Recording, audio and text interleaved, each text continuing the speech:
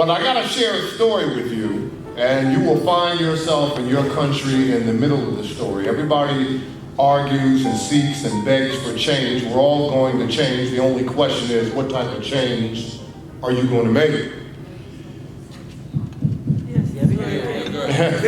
In 1944, there's a knock on the door of the president at Morehouse College, Dr. Benjamin Mays. And in 1944, in walks a middle-aged man and his 15-year-old son. And the middle-aged man said to Dr. Mays, I know you're extremely busy. We were touring your campus. I wanted to show my boy your school. And we just took a flyer, we just took a chance. The receptionist said that you were in, and I wanted him to meet you. I don't want to take up much of your time.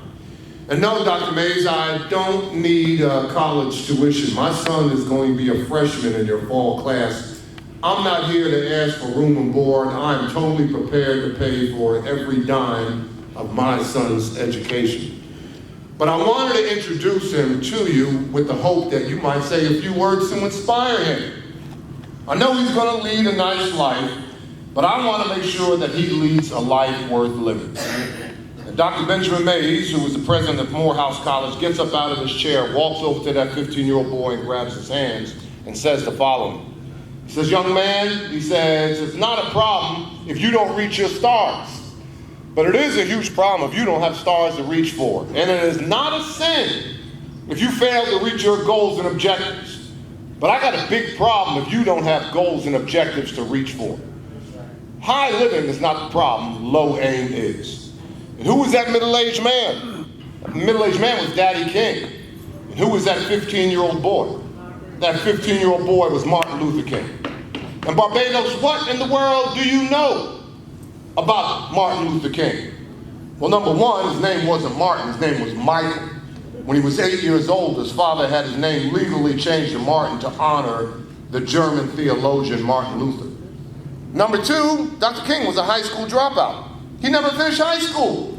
You do the calculus. He ended in Morehouse at age 15. He skipped the 9th grade and he skipped the 11th grade, but he never graduated from high school. Number three, he was 5'7", 177 pounds, got up at the same time of day, every day, owned 6 suits, 4 black, 2 gray. Got up at 6:15 in the morning, ate the same breakfast, coffee and orange juice. At 6:30, the first hour of the day was for what? Prayer and devotion. I don't know how you begin your day, but that's the way Martin Luther King, and that's the way I do. I tell my students all the time to live in the moment. My students say, Dr. Kimbro, what moment are you talking about? What's the first thing you do when you get up in the morning? Prayer and devotion. What's the last thing I'm going to do when the 65-year-old head hits the pillow tonight? Prayer and devotion. Live life between the two prayers. In 1963, Martin Luther King gave more than 300 speeches in 1963. Traveled more than 300,000 miles to give those 300 speeches. And when he flew, he always flew first class.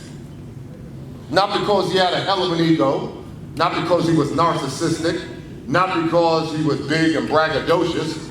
The only reason why Dr. King flew first class, when he got to the airport, he got to the terminal, when he got to the gate, the other passengers saw who was going to be on the plane with him.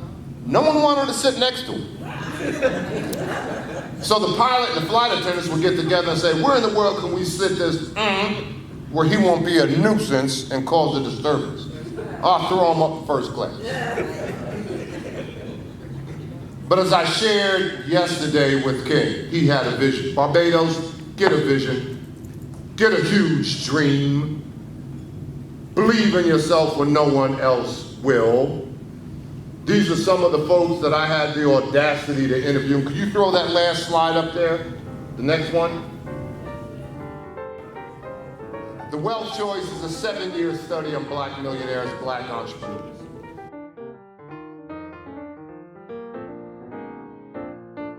We live in a society, again, mindset matters, divided between dreamer versus non-dreamer. So what have I done? As the dean said, I've written several books. In 1950, there were 100,000 millionaires in the United States. 7-question survey, based upon the zip codes, stuffed mailboxes with a survey and attached a dollar bill. Unbelievable 50 response grew rate. from 50 to 100, from 100 to 150. I quit counting at 150 interviews. Based upon my research, Success Magazine asked me to write an article and I complied.